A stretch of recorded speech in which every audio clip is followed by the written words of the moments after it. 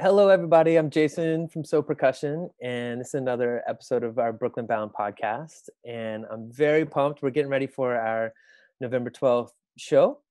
It's Thursday at 7 p.m. We'll be watch partying on YouTube and other spots. And we're playing some music from an awesome composer who is joining me right now, Finola Merivale. Welcome. Hi, thanks for having me. Anytime. Actually, we should just do it every day. We'll come to Zoom at this time, and we'll just hang. I'm gonna count you, like I was saying, as my new friends that have been made on Zoom. Can't wait to actually, drink a beverage with you in person. But this is gonna do for now. As I was telling you, we been having fun talking with folks and asking them basically the same questions. And the first one is the broadest and maybe most annoying of all questions. I know you as a composer. I don't know much about your background in terms of if you're an instrumentalist or anything. Like, what is your story from, your first beginnings and excitement about music to your path to kind of to becoming a musician? Yeah, I started piano when I was about 4, so music's always been a really big part of my life, and I always loved playing piano, but I never actually considered a career in music, and I never wanted to be a performer. It just never kind of was something that I was really drawn to, even though it was always something I enjoyed. And I started an undergraduate degree in drama and theatre studies. And I was actually acting a lot in my sort of teenage years, and that was the direction I thought I was going to go in. But I did drama and music together. And through the drama degree, started making sound designs for these shows that I was part of. And then sort of with encouragement from my drama friends, people directing shows, they were like, why don't you just like compose something for the show if you're doing the sound design anyway? And that's how I actually started composing, and realized I was way more excited by that than acting, which I was like still doing a little bit of. And When is it? How old are you when you started to like do these sound designs? This is high school or college or? 19, no, 19 or 20. Nice. Okay. So it was like Cool. already during my undergraduate degree. And yeah, then started taking lots of composition courses then, and learning a lot about contemporary music. So it was through contemporary music that I really got very excited about composing. Went off to do a master's when I was 21 in University of Leeds in the UK. And then took a few years out. I actually moved to Hong Kong and taught English for a couple of years, but I was composing the whole time. And went to the Bang on a Can festival when I was 25.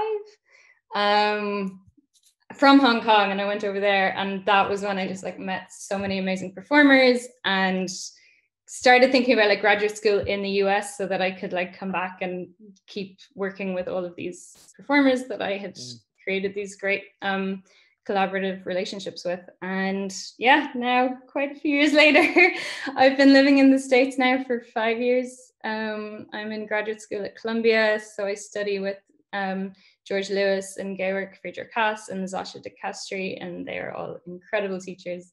And I love living in New York, or I did. I'm not there at the moment. But yeah, I in will the be normal back. times, yeah. So yeah, that's kind of in a That's very nutshell how cool. I've ended up doing what I'm doing.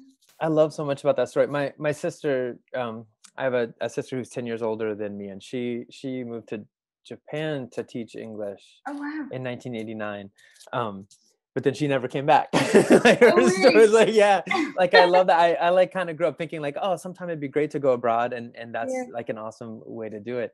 But then the Bang on a Can story is just so happy. I love these stories of just meeting such a kind of exciting, tight knit group of performers at a festival, and you hear it around Banglewood so often, that you make these Yeah. connections that you still have. Yeah. And it was, 2013 now, so it's been quite a few years. And Carl Larson, who's a pianist I met there, like literally this week I'm finishing up a piece for him that's being premiered soon. And just so many of the people I still work with are people that I met back then. So it's I a love really that so great much. community.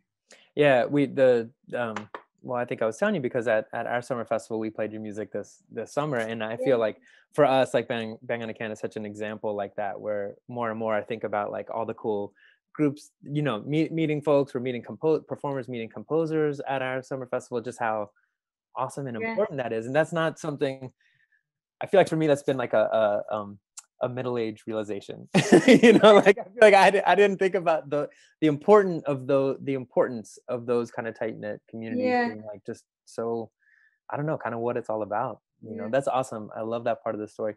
Yeah. And so before we talk about what music is played on Brooklyn Bound, I realize, um, I've started to work on this piece of yours, Falling Flames, in quite a number of scenarios now, and I'm completely, as a composer and a performer myself, I'm so drawn to what flexibility can be in composition, and when you can open things up for the performer, and when you need to say no, this is, my vision needs this, and the more I get into your piece, the more I'm just like, the large scale form of it is so strong that it feels like an unbreakable piece, you know what I mean, which to me, like, I don't, is just like the highest compliment I feel like I can, like, it's like what I strive as a composer, right, to like write something that like you can have a transcendent performance, but also if you have a mediocre performance, like it still works, it's like such a solid structure. So with your music in general, do you approach many pieces with this kind of flexibility, or do you kind of skate back and forth in your work between much more structured pieces and more open pieces? I think I go back and forth. I actually wrote this piece when I was in Hong Kong. It was one of the first ones I wrote after the Bang in a Can festival, and I wrote it for a marimba concert. But I Mm. always felt like this is a large ensemble piece, or I always like wanted an ensemble version, and it took years to actually do that. And then Mm. suddenly, in the last couple of years, I'm all these different ensembles are playing it, and it's so exciting because that sort of freedom in it means I'm always surprised. Yeah. Like there's always something new and really beautiful in it. And like Stony Brook Chamber Music Players played it a couple of years ago, and I got to the concert and someone wheeled out a huge gong, but I realized the violinist was playing it, and I was like, "Wow, what piece is that for?" She was like, Yeah. "You." That's awesome. Yeah. So that was really exciting. So I love the fact that I can be surprised, but that it's still a very distinctive piece. It's like it always sounds like Falling Flames, Yeah. but because of the open instrumentation, and the fact that you could have an hour-long version or a 5-minute version. Actually, I think I specify at least 10 Yeah. minutes. Yeah. But at the time, I was writing quite a lot of pieces that had a lot of freedom in the score, and it's something I really love to do. And now that we're having this conversation, I've realized I haven't actually done that in a while, but it's still definitely a big interest. Like I have a piece for violin and electronics where the whole score is just one page, and it's like Mm. these little um, sort of gestures, and the violinist sort of improvises around them and uses Ableton to sort of loop things and add some more effects that way. So I have a few pieces like that, but yeah, not so many recent Yeah, well, ones. I find like I understand that too, kind of going back, and then in this weird moment of isolation and remote music making, it feels like flexibility becomes such an awesome gift, because it means that there's more opportunities for folks to get into the mix, I Yeah. think. Um, so you wrote the piece for Alex Petku, is that right? Yeah. And Yeah, an amazing percussionist in Ireland. yeah, we know him a little. We were on New Music Dublin. I Dublin? don't know if that is that what it's called. Oh, Yeah, cool. yeah, Yeah. and played some music with him, and knew him from out there. Did you know each other from? Was it Bang on a Can that you guys met, or was it from Ireland? No, we knew each other From from Dublin. Ireland. That was part of a Irish Composers Collective concert, Mhm. which is a group of really sort of younger composers, like in their early 20s ish. I mean, I hate putting age, but sort of emerging Yeah. composers, and they would always have a few concerts each year. So it's something a few years ago that I was part of, and that was one of my concerts with them. Very, very cool. So I feel like I asked the question in such a framing it with what's actually happening on Broken Bound. I probably should have zoomed out and asked the question more broadly, like, um, in terms of your practice as a composer, what are you interested in when you sit down to write a piece of music? Like, what's your practice, or what are your interests in composition in the broadest? way? I feel like 6 months ago I had my answer, Yeah, and yeah, right. everything I'm writing has suddenly really changed. The last few years I've been writing like really sort of generally like very intense, loud, high energy. I love this idea of like sort of these pieces where the performers hardly get a break, although that's Yeah. I mean the performers seem to enjoy it. But like this really high energy where like I kind of want to feel like you can't sort of take a breath until the end of the piece. Mm. And a lot of stuff was influenced by things like climate change or my own sort of personal experiences with sexism. So it was always, not always, but more recently, sort of reflecting on issues like that. And suddenly in lockdown, I'm writing really slow, slow, slow music. I wonder why. I Yeah. only realized this about a month ago. I was like finishing up a duo for violin and cello. And yeah, it's like really slow and has a melody. I'm like, this is not Where did me at this come all. from? Yeah. But I guess in these scenarios, everything changes. It would almost be weird if it didn't change, you know? Yeah. Like, right? Like, I mean, I haven't been self-reflective in that way exactly yet, but to see it so starkly for yourself, it feels like actually, if you were still just writing the same music you were in March, it almost would be like, well, wait a minute. Like, what am I writing music in relation to anything? Like, Yeah. or like, what's my, yeah. Oh, that's really cool. So then to get to, so on Brooklyn Bound, we're Mhm. programming. So is doing a kind of remote recorded version of Falling Flames, along with some students of ours at Princeton. This year we started a remote ensemble at Princeton Oh, cool. to kind of work in the same way as Zoe's been working, which has Mhm. mostly been kind of these, remote recorded kind of collaborations.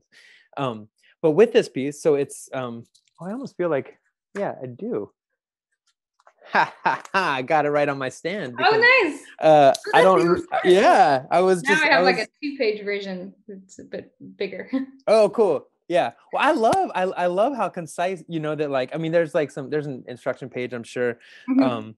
But I feel like there's so much just like looking at the score, there's so much you can get about the large shape, like how how busy it is up here, how it like, how there's how high to low. Like I feel like there's so much you get about the large shape. But so as I've said that I feel like, um, writing unbreakable music is such a goal. Have you heard versions of this where you were like, wait a minute, like I wish I was a little more clear. That Tam Tam looked like a good idea, but then why, or like, the kazoo choir version didn't quite get it, do what Um, I thought I was gonna do.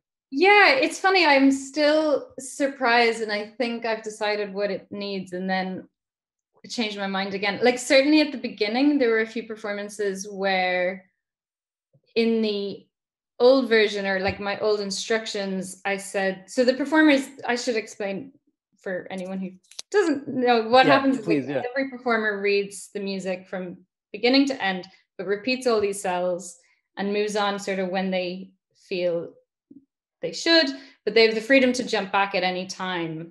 So they have the freedom to kind of, if the mood is changing, they have the freedom to like interrupt that. But they can never like jump forward to stuff that hasn't been played before. That's the sort of rule. But I did realize I did make it that once you sort of are nearing the end, like those last sort of two systems on the page, that you stop jumping back. Because it was interrupting it a bit too much. And then sometimes it would end with the beginning again. And I kind of didn't want that. I wanted it Mm. to move on. I started thinking it works really, really well with percussion. So I was really glad when you took it on and we're doing it with your at the institute this summer. But then I got an Izzy Gleischer, who's a fantastic flutist who plays with Ice, amongst other, Yeah, or yeah, yeah. international contemporary ensemble, amongst other things. She emailed me a few months ago and she was like, "Can I do this with 16 flutes?"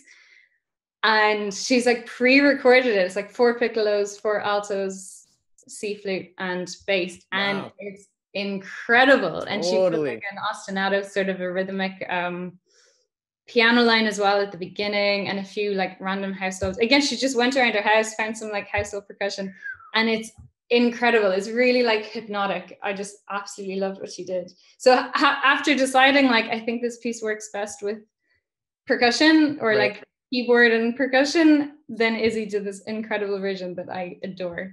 That's So so cool. I want to check out that version. We played some music with her down in DC, some Lou Harrison music for flute and percussion. cool. And she was awesome. That was the first time I had got a chance to meet her. I would love to hear that She's version. amazing. Yeah, I'll send it Um, to you. like in some ways, I've so you'll hear on Thursday, or if you're not still awake by the time it streams on Thursday, you can hear after Thursday. Like I've been really excited. I feel like my instrument is percussion, but really like my home base is drum set. Like I really like that. I just feel at home on a drum set. And it's been interesting with like kind of there's a lineage, I feel like, for so in terms of like these more flexible open instrumentation pieces, Terry Riley's NC being a big one, Mm-hmm. Julius Eastman's Stay On It, being one, Andreessen's music, I'm Yeah. thinking of some rhythmic ones where I could play drum set. Like, of course, there's many, Mm-hmm. Cage or Paulina Oliveira, like some more open one, but like the kind of driving drum set ones. And I had never, when I first learned about a lot of that music, I had never heard it with drum set and didn't feel like that was necessarily okay. And then through working with folks have felt some permission with that. So I've gotten really excited on different versions that we've been doing to play some drums. But then I've also, the way you described all these flutes, like I almost feel like I've really enjoyed versions of this piece that we've been doing where there's almost like a pairing, like a Noah's Ark kind of vibe, like where you Yeah. have the same instrument playing off of each other, Mm-hmm. because it's so cool to hear the interplay. Yeah. So we've been going back and forth whether there's going to be one or two of me on Thursday night, like whether there'll be kind of like a panned drum set thing that speaks to each other, Oh, that would be amazing. playing off of these rhythms, Yeah. or whether it's just So we'll see. But it's been interesting to find my way into this music, playing the rhythms as you've written, but playing them on unpitched percussion. Yeah. So anyway, I'm putting that out there so that you're not No, surprised I in the love moment. that. If you speak up on YouTube and you're like, "Who the heck is grooving in this moment? That's weird." It's me. Now I'm going to be really disappointed if there aren't two of you. Yeah, I kind of feel like we need two. I do as well. I'm trying to, we've done, which has been so phenomenal. We've done just many different versions. So it's been cool to try to go about it in different ways, because I feel like you learn something each time. Yeah, Um, definitely. I yeah. loved what the version this summer, and there was like visuals with it as well. And Yeah. it was a video artist, and I loved that. It was Yeah. really It sweet. was cool. If all goes right, there's going to be also another student who came out of SOSI. There were so many creative video artists who were musicians at our Oh summer wow. institute. Yeah. And so we've commissioned a video for Thursday. I say commissioned. We've scrounged up an honorarium for a friend to do an awesome video. So we'll, Yeah. fingers crossed. That one was really cool, though. I know he worked with these lo-fi video kind of where you plug in the sound and it kind of Mm. translated it in these. It was the pink one with all the lines, right? Yeah, yeah, The yeah. lines. Yeah. Yeah, I have no video art skills, and it's been amazing to see what some of our students have kind of have gotten to. And I feel But like now, because we're all sort of everything's online, it's really nice to add these elements to it. And I think now's totally, the time that people are getting really creative with that aspect of things. totally, yeah. So again, cross Mhm. finger. I can't wait to show you what we've been working on. I think Yeah, I can't wait. I'm gonna it's really, stay really fun. awake. It'll be like Um, 1 a.m. my time, but I'll stay up. Perfect. That would be amazing. Well, before we move on to some of our last questions, I'm just curious, because I feel like I've glossed over some of your composition work. You're saying you have a new piece you were just finishing for violin and cello, Yeah, and did you also mention that a new piece for Carl Larson? yeah. So since I got to Paris, I've written a lot, which is great in the sort of current world that we're living in. I'm glad that I actually managed to, I don't Yeah. know, get some pieces written. So I've Carl has his piano music, but I'm still working on the electronics for this piece that we're doing next week called it's called Glacial Fading, and it uses, it's kind of tragic, but it uses underwater recordings of the Arctic icebergs melting. And it's these hours of footage that this geophysicist made. His name is Oscar Glowacki, and he analyzes how fast the ice caps are melting through the sound. So he brings all these hydrophones and records them, and it's a beautiful sound. If you didn't know what it was, it sounds like running water and bubbles and white noise. And I contacted him, and he's given me like full permission to use them. So yeah, so that's for piano and electronics next week. And I just finished a violin and cello duo for West Cork Chamber Music Festival, which is an amazing festival that happens every summer in Ireland. But again, because of the pandemic, they're commissioning some new work for online concerts. So we're actually going to film it in Paris, in this building that I'm in. I'm on a residency at the Centre Culturel Irlandais for 4 months. And there's a beautiful old library with like books that are 600 years old. So we're going to do a nice video in there. Awesome. Yeah, so that's what I've been working on. And September I wrote a piece for flute and cello for Jeffrey Ziegler and Alison Loggins Hull for National Soda. So we're filming that this weekend as well. Oh, awesome. Yeah, I love all the, it's so funny. I'm still getting used to it and it makes so much sense. I've written this, and instead of like, I've written this and the premiere is here, it's like, I've written this and we're filming it, you know, Yeah, it's like totally where we're at too. It's like, oh, this new project's happened. We're filming it with whatever. yeah. It's kind of wild. Yeah. Like, don't know when anything's going to be in person. Yeah. But Yeah. we may as well just, it's better to accept it. And I think there's some really exciting creative stuff happening. Totally. It's not all, yeah, it's not all bad. I mean, I so miss experiencing music together with people, and playing music for people. But actually it was actually on one of these podcasts, Elijah Smith, he's a composer at Princeton now. He's really interesting guy and wrote some great music for percussion that was on one of these Brooklyn Bounds. And he was like, yeah, you know what? I mean, like, well, let me just, because for me, I've thought like, okay, well, classical music is like chamber music, you know, it's kind of like an in the room kind of vibe. Yeah. But a lot of the music I make is like, you know, tracking for people and things that are produced. And so let me go over and think about music that way, you know. And he was like, yeah, I know what you mean. But like, of all these important pieces for myself, that were classical music pieces, I haven't really heard many of them live. Like I've learned about all that music through recording also, you know. And you're like, oh yeah, right. Like, you know what I mean? Like if you think about whatever important symphonic literature is to you, or opera literature, like unless you're a super like season ticket holder at some big urban center opera house, it's not like you've seen them. So actually, I don't know. I had to rethink that. I was like, oh, right. It's not even really that our classical chamber music lineage is, I mean, live is wonderful, but so much of what we've learned about has been through recording. So I don't know. There'll be so much recorded work coming out of this time, you know, that, I mean, there's something positive. To think of it like that. I think for us as composers and musicians, like we just want to be in the same room as people, and that back and forth of collaboration that's definitely something I'm missing a lot. But I love that point that actually for decades we've all been experiencing music through recording anyway. Yeah, it was a good reset for me. I had just kind of totally taken it for granted. Like I had not seen that side of it at all. You know? This maybe leads me to, if you've been counting, this is technically our fourth question. We're over the hump. But well, I've been thinking I feel like actually in the last 4 years, like really since Trump was elected in 2016, I feel like when we've toured, I've thought about ourselves as more and more of a live group, because I felt like it's so important for people to get together in a space and have a shared experience, like at a time when like nobody is agreeing on facts or like ways to communicate or discuss things. You know, it's like shared experience becomes so important. And so we've kind of been thinking about ourselves in so many ways as a live band.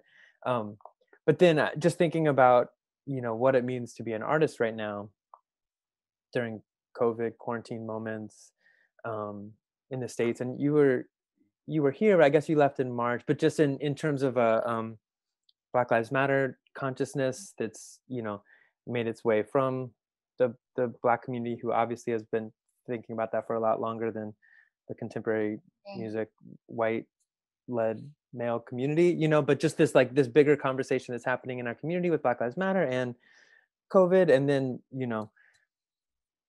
it all, I think Trump is about to be gone. There's been a new election, like just Yeah. thinking about what it means to be an artist in this moment. I think you alluded to your practice has been changing, but how have you been thinking about yourself as an artist in this moment that's just different than at least any other that we've experienced, Yeah. I love that question. And now I'm Do you? Yeah, I know exactly. I guess I've been realizing, when COVID first started and I was just watching all of my freelance friends lose their work overnight, like months and months of work and just disappearing. It was just heartbreaking. And I was realizing just, I think I saw some tweet that was widely shared of like, who's going through lockdown without movies and music and books, and yet the arts are still not sort of widely respected as a career a lot of the time, and we have to beg for funding. Like, I don't know a single artist whose life isn't about funding applications, or like who's managed to avoid that. Like, it's such a big part of what we have to do. So just kind of holding on to why it's so important. And being here, I've kind of been like in Paris, I've been in sort of these four walls, just creating a lot without much back and forth. So there are times of not feeling like I'm part of a community, or that I don't know. So like just wanting to exploring like, how do you be like a really positive force in the force is too extreme, but like, do something really positive in the community. And with the Black Lives Matter in June and July, also thinking about my own education and how inherently like white supremacy is like so much part of our education, and the education that I'm still part of, and like thinking about, I haven't been teaching this semester, but kind of thinking forward of how to start like remedying that. And I don't have my own ensemble or festival, but if ever it's important that everybody sort of looks at what music they're, even just what music you're absorbing, even if you're not programming or something, just like the music you're even listening to just make sure that you're getting you're listening to music from everybody. Yeah, I actually, it's in a strange way, I feel lucky to I don't know, this is, I haven't thought through this sentence, this may sound wrong, but I feel lucky to have kids right now, because I'm trying to distill these ideas for like a 7 and 9-year-old girl who are very thoughtful and want to talk about this, but in thinking about what books we have on our bookshelves and what music we're listening to as a family and what movies we're watching, is like a great I don't know, trying to be a leader to these two little people, almost feels like it distills these things that, I should be thinking about as a person in this community and all those kind of things. But I was just thinking that, I mean, I haven't played much George Lewis music at all, but I've been reading so much more of his written work now, because he's been such a thoughtful voice in this Black Lives Matter conversation within contemporary music. It's I imagine your studies at Columbia, this thought, I imagine, came up before June in terms of at least the way George works in the department, and the resources and thoughts he's brought to the table. Yeah, absolutely. And being I had transferred into Columbia from a different program that I was really unhappy in, and when I moved to Columbia, just George has been doing so much for making the community so diverse, and that is such a critical place to start. Like, if your own community is just all white and all male and all cisgendered, like what what difference does it make what you're studying if like you're still surrounded by just people that look exactly like you, Yeah. And have had, really similar experiences. So just that alone was such a breath of fresh air when I just walked through the door. And certainly in curriculums and in like all of our guest speakers, it's always such a huge part of our program at Columbia, which I think a lot of schools still have a long way to go. And it's something I think George and others are doing like a really good job at Columbia. I don't think anywhere is perfect. Sure. Yeah. Sure. But, Yeah. but the composition department, I'm sort of so grateful to be part of it. That's very cool. That's very cool. Well, the last question, we're going out on a lighter note, or at least at a less something cerebral note. Just thinking, I've actually really loved these kinds of concerts, these Brooklyn Bound concerts, where it's so weird to get together on YouTube, but when you're not getting together anywhere else and everybody, is kind of chatting and experiencing something together, I'm actually really grateful for it right now. But also so much missing the idea of getting in a room and sharing music with people. So I know for So as a touring group, I've said in these kind of interviews so many times that when you're in the van and you're driving from one city to the next, you're kind of like sharing the stories of what went right on that concert and oftentimes what went wrong, or the crazy things that happened in any given time. These kind of like concert stories that become a certain life force in a fun way and a positive way. What's a pre-COVID concert experience that you remember as a really meaningful experience, whether it was some transcendental performance that happened for two people in a coffee shop, or whether it was some awesome on stage at the big concert hall and wherever, or like whatever, the fun one or the amazing one, or some concert experience you could share, or a couple if you like. As a composer, or just like as an audience? Oh, maybe anything, but I guess I was thinking with your practice, but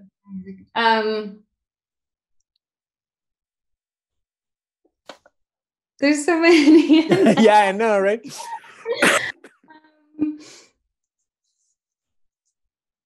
I'm going back to Bang in a Can again, because it was so many years ago, but when I wrote this big piece for that festival, at the time I was almost thinking, I didn't really see how I was going to continue composing. I had been out of school for a while.